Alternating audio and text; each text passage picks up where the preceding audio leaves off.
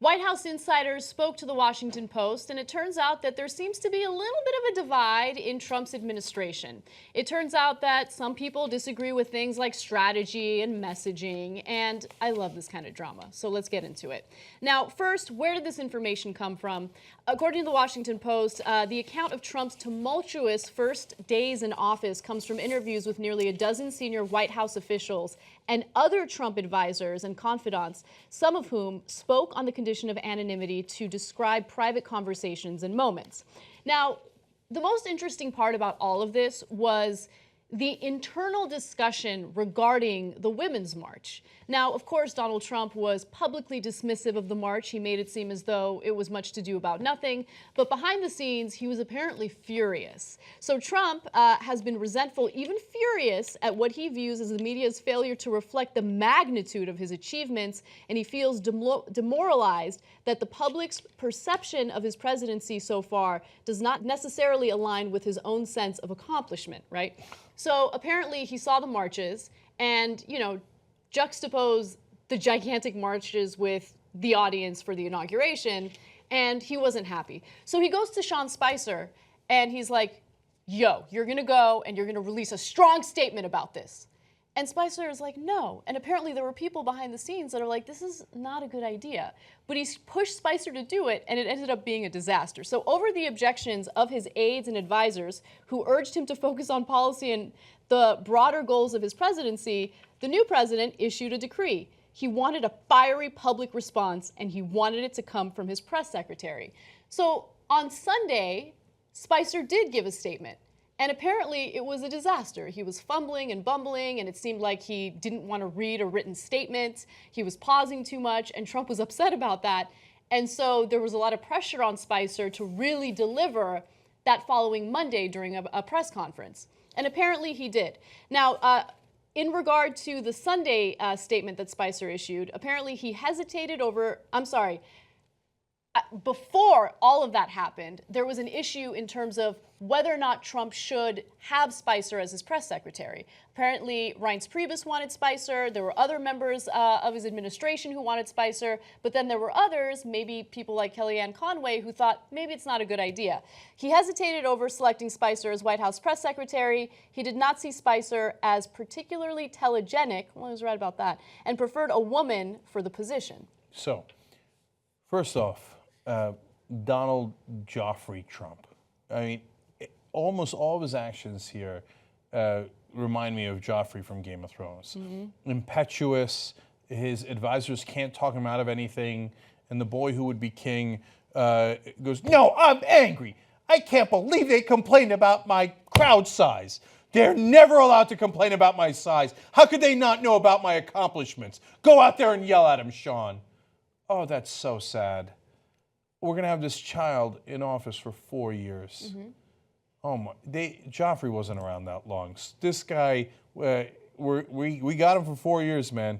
That's what's going to happen. And the untold damage that an impetuous child like this can do is unbelievable. Secondly, he has said in the past, look, my job, and again, these guys are leaking like a sieve because they all want to get famous.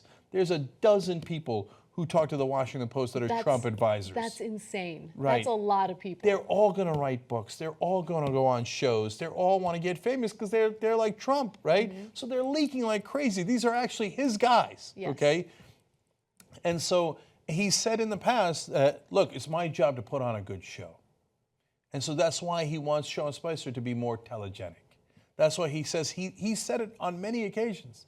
That he likes attractive people. He doesn't like unattractive people. That's part of the reason he didn't pick Chris Christie to be vice president. There were other reasons too, but this was another insider in the Trump campaign that he thought Chris Christie was too fat. Like, so we get grief sometimes when we kid around. I'm also an overweight American from New Jersey, but and I talk about that, but we're joking, right? That's not a real factor in Chris Christie's policies. Who cares? Right. But for Trump, that's a real factor. Mm-hmm. John Bolton apparently did not get the position at the State Department because Trump didn't like his mustache. I'm not kidding, okay? And it's not us. It's Trump insiders that are saying this. He's a child. At the luncheon on Inauguration Day, we covered it live, and he pointed to the generals that he had decided that he was going to put in his cabinet. And he said, don't they look like they're from Central Casting? Yes, but this isn't a movie. This is real life. and you guys have to run the government. So, okay, that's why he's throwing these temper tantrums, but there's more. So before I continue on with some more of the drama that's happening behind the scenes, I just want to note, look, my takeaway from this is he can't stand the fact that so many, what was it, 2.6 million people? 2.9 million people. 2.9 million people, Jesus, got together to protest Donald Trump. That's a lot of people, right? That's, he can't by the stand way, the fact that he lost the popular vote. He is so obsessed with that he keeps making false statement after false statement regarding undocumented immigrants who voted for Hillary Clinton. Are you kidding me right now? You're telling me that people who are in the country illegally are risking their lives and deportation to put in a fraudulent vote? Are you insane? That's not happening, right? You're a loser and you can't handle it. Look, you might have won with our electoral college system, but overall, you're a loser. More Americans despise you than like you, right? And he can't stand it. That's why he's always talking about how incredibly successful and popular he is. People who are successful do not constantly brag about their success. Yeah, you don't still see Bill Gates coming out and doing a lot of press conferences with like, I'm winning with Microsoft. Microsoft is huge. I now have $60-70 billion. That's because he actually does have that money, and he has won huge. He doesn't have to brag about it. Everybody already knows. Right. Who comes out and says, I got no problems down there? He literally said that during a presidential debate. Believe me, I got no problems down there. So, all right, one more quote from Sean Spicer that relates to this. And by the way, it's a nice little symmetry here of Hillary Clinton won the popular vote by about 2.9 million people. Yeah. And about 2.9 million people protested Trump. It's not the same. They're spread across the country. It's just a coincidence. But Spicer, when he was yelling at the reporters and demanding that they give more credit to Joffrey, said, and I think that it's just unbelievably frustrating when you're continually told it's not big enough. Swear to God. And by the way, this was written. So I don't know that Spicer wrote it or if Trump wrote it. Frustrating when you're continually told it's not big enough, it's not good enough, you can't win. So I heard that part of the press conference, and if I remember correctly, and I'm pretty sure of this, it was an answer to a question that the reporter had asked. So it wasn't a prepared statement. But I do find it interesting that he worded it that way. Yes. Now, I'm not actually going back to the genitalia stuff. The reason I read you that quote is because it sounds like what Trump says to them all the time. That's why they're repeating it out there. And the reason Trump says it all the time is because he feels like he's talking to his dad. I know that I'm psychoanalyzing here, and I get it, and you're allowed to criticize that. Am I not merciful? Okay, but it sounds like, Daddy, it's never good enough and big enough, and I just can't win with you.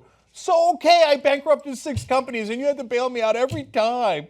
But why is what I do never good enough, Daddy? You'll see. One day I'll be king. Uh-oh. Yeah, and he is. He is. All right, so now let's move on to Kellyanne Conway. So apparently there were members of Trump's camp that thought that maybe Kellyanne Conway was not a good part of his administration. You know, maybe you should distance yourself. She says things that are controversial. So perfect example is when she made the statement about alternative facts. And so his advisors were like, oh, that looks really bad. That was not a good appearance. But Donald Trump loved it. Okay, so there's a little bit of a divide there. So Trump watched Sunday as Conway sparred with NBC's Chuck Todd on Meet the Press. Some Trump allies were unsettled by her performance, but not the president, according to one official. In fact, he had called up Reince Priebus, and he was like, oh yeah, she's real good, right? Like, she's so good. But no, everyone's focused on the fact that she mentioned this notion of alternative facts, which is crazy, right? Trump was perturbed that the media focused on 2 words from Conway's interview, alternative facts. Yeah, because that was an admission that your camp is constantly lying to the American people. Okay, my favorite part of that story is that he was calling Chuck Todd sleepy eyes. Okay, now both credit and discredit here. I'll be fair and give him credit that, man, those little things are sticky, right? They get in your head. So low energy Jeb Bush, I can't get it out of my head. My car the other day said low fuel. I was like, oh, there goes Jeb again. Okay, now, on the other hand, it's exactly what Bush did, also very low intellect, like a child, and he'd come up with clever nicknames like Long Bob and Short Bob. Long Bob is not a nickname, okay? And then instead of budget director, he would say, Budget man. and instead of CIA director, he'd say, Spent a little time with the CIA man this morning, keep catching up on the events of the world. I never, ever thought that a president would make me kind of miss George Bush. yeah, because at least George Bush Was a human. Yeah, and he wasn't, like, Cheney manipulated him, and he did a lot of horrible things, and I don't want to excuse anything that Bush did, but you get a sense with Joffrey that he's got malice in his heart, Yes. right? Yes. Whereas Bush was like, I don't know, Cheney told me that I needed the budget man, so that's why I did it, right? So, by the way, I met with the CIA man. who says that as president? Okay. Oh, it's so good. So now Trump's called Chuck Todd Sleepy Eyes. You remember my favorite nickname from Bush days, who he also trusted Putin. He said he looked into his eyes and saw his soul, and that he trusted Putin. And he gave him the nickname Pooty Poot. Oh my God. Okay. One's like a 6-year-old, the other was an 8-year-old. I don't know who's more dangerous. And what's funny is that you got right-wingers who see all this. They're not blind. They see it too, right?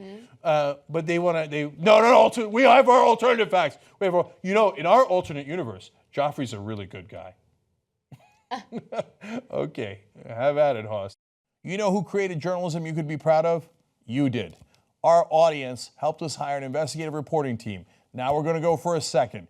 tytnetwork.com/go. Let's build the best reporting team in the country together.